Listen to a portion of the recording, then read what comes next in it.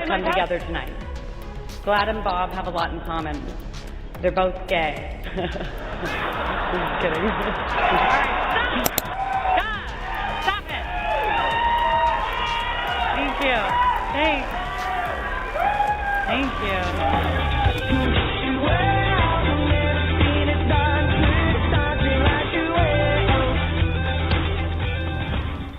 You guys are all so pretty. I've been looking around at all the hot guys and being like, can I not? Walking up to the Star Wars cast like she's famous, dancing at their table, and then realizing nobody clocked her.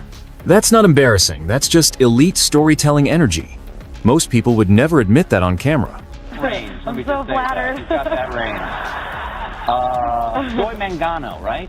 Yes. Joy Mangano, Yeah. who invented the miracle mop. Yes, he did. Yes.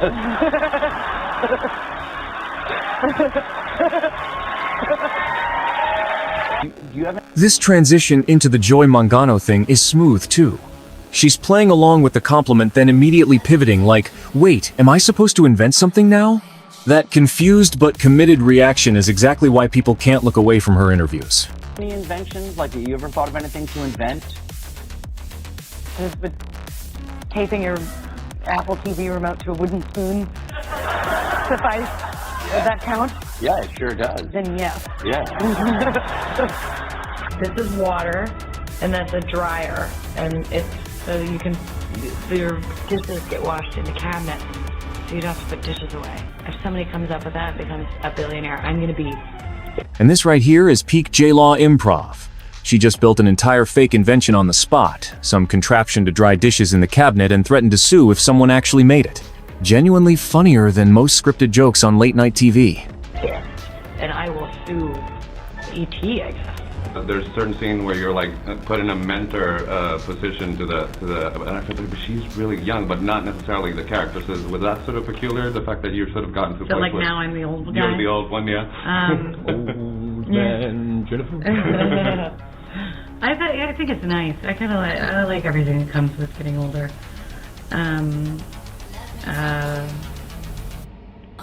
That's it. That was Okay. amazing. Yeah, no, I like it. I enjoyed it. I liked watching the young whippersnappers come in. All right, cool. I like asking them questions.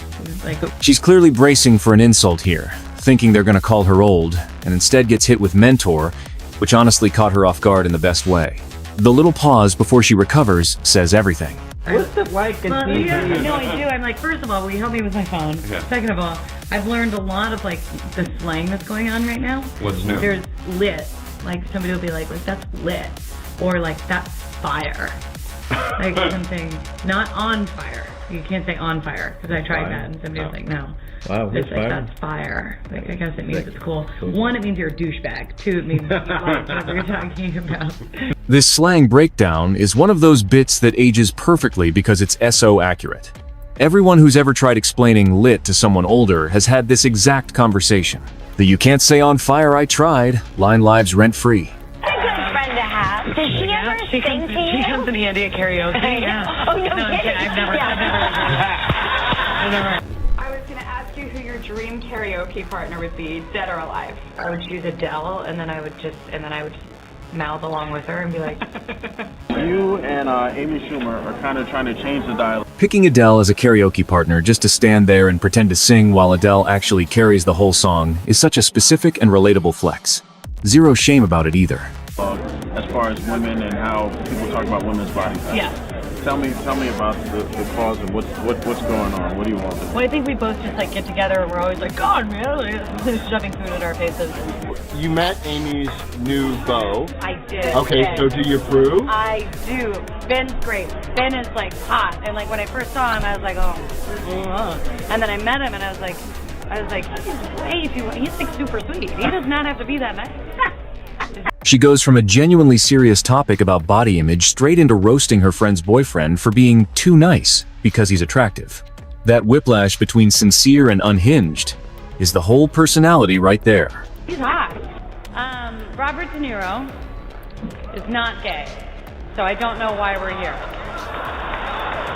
That aside, Bob has asked me to present him with this GLAAD's Excellence in a Media Award because in his own words, I'm like a daughter to him. and that transpires in our once-a-week drinks at the Greenwich Hotel, where I ask him advice on absolutely everything. And also when he gets drunk and pinches my cheek and says, "You remind me of my little Helen, who's 4. Okay, he's going to be my guest on Wednesday. Are there any questions you think I could ask him or anything, you know? You might not be able to hear him. He's the Is he quiet? softest speaker I've ever met in really? my entire life. I spend the whole time going, "What? What?" He makes me look like the old one. That's a trick. That's an actor trick. That's an actor trick. You talk really soft, they go, "It must be full of feeling." Yeah, I know, but I think it's real with him. Bob is the kindest person I've ever met. His heart is so giving. I don't know what to do if you clap. Do I just keep going? Okay. Everyone sit in stock silence. His heart is so giving, and with his own quiet strength, it's no wonder that this man and the incredible organization that is GLAAD. This speech is a whole roller coaster. She opens with the low-key, devastating, "He's not gay, so I don't know why we're here" line, then somehow makes it heartfelt by the end, talking about him pinching her cheek, calling her his little Helen. That's a hard pivot to pull off in front of a room full of people. Would come together tonight. GLAAD and Bob have a lot in common. They're both gay. Just kidding. I was told by 5 different people to cut that, and I was like, hell no. Ask him if there actually really is a difference in his cucumber martini between shaken and cold, and this is what he says, really, extremely, very cold. And every time he orders it, I'm like, can you really taste it? Can you feel the difference between being shaken in ice and being shaken in ice for a little bit longer? This is why I don't interview people. That's a terrible question. I don't know. I will ask him that question. Yeah. Hand to God, I will. Can we ask go him back to that talking about me? And she just doesn't let the bit die. 5 people reportedly told her to cut that joke, and she kept it anyway. That's commitment to a punchline most people would have chickened out of. Absolutely. Absolutely. I can't think of any questions.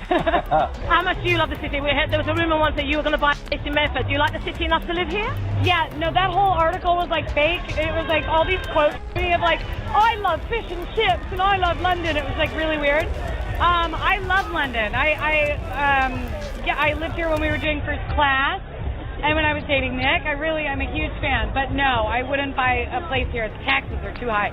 Well, I live in London, so this is easy for me. I cycled here the last couple of days. Shutting down a fake tabloid, quote, mid-interview while somehow still sounding relaxed about it? That takes actual skill. She's basically fact-checking her own headlines live on camera. It's really sweet. It's good for me. Really, really tight bike shorts. Do you? Yeah, Yeah. budgie smugglers. You ever heard them called No. that? Budgie smugglers? Budgie smugglers? Budgie? You know, like a budgerigar? Like a small bird that you keep in a cage. He's is a not budgie. from planet Earth. Yeah? I don't know what he was talking about. So sometimes There's so many times all he does is talk, and I'm like, You're gonna have subtitles on your show, right? This is just chaos. She's trying to explain a random Australian slang term for tight swim shorts using a bird metaphor, and it makes zero sense, but somehow the confusion is the whole joke. Take it. We understand you. Thank you. I'm constantly like, is the Scottish accent real? I'm just putting Really? it on. Is this really how you talk?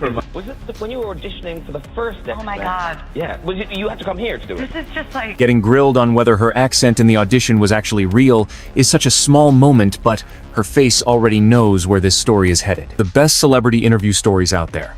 Lying to a customs officer, getting caught in the lie within 30 seconds, then getting detained for 5 hours because of it. That's not a cute anecdote.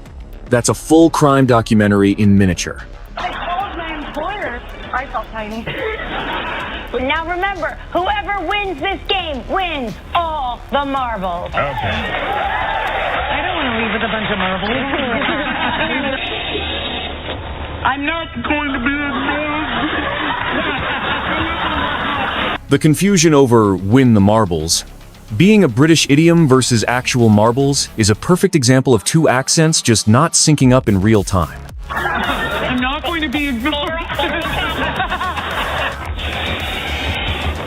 Mrs. Wagner. You're trying to seduce me, aren't you? Great. That deadpan, you're trying to seduce me right now. Delivery is exactly the kind of unbothered chaos that makes these interview clips go viral in the first place. You've got to ask yourself one question. Do I feel lucky? Do you, punk? Small moment, but the sarcasm dripping off that comeback is immaculate. I prepared a little something. I made a muffin. I'm sorry, did you want a cookie? No, I wanted a baked good. Okay, right. Thank you. I painted a mockingjay on it in icing. There you go. And that's for you. Oh my god. Thank you so much. Blueberry. Wonderful. You passed the test.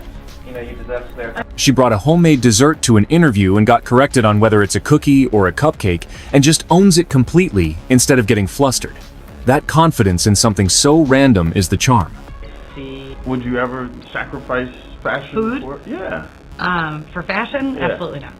Fashion has to work around my appetite. Fashion has to work around the appetite. You eat the most I've ever seen anyone eat. Choosing food over fashion without even hesitating is basically a personality trait at this point, and it clearly comes up in every single interview she does. Passengers. I play Jim. Enough she said. plays Aurora. I think the story is amazing. Jen is dynamite, and you know, And tickets are half off. Yeah. Around the world. They're not. But again, Jen cannot confirm. She's not qualified. I to be confirmed giving- it. Ooh, right. Not authorized to give discounts on And you tickets. can quote me on it. No, and it will do no good. For the film Passengers, Jen, you get to perform your first sex scene. Do you perform your first sex scene? That's what you do. I would hope. When do you not perform? The bit about ticket discounts spiraling into "we're not authorized to do that" is such a random tangent, but it somehow stays funny the entire time. How brutal was it? There are reports that you said you were intoxicated during the experience. Yeah, I don't know. It's not even by the hormones. That's so good French news. Thank you. It was just nerve-wracking. It's not even about your co-star, because Pratt is so wonderful and lovely. Like, my nerves weren't about him. Yeah. It's not really. It's definitely not about the guy. Mixing French into the word romance mid-sentence and then getting complimented on her French like it was intentional is a next-level recovery from an awkward question about a love scene.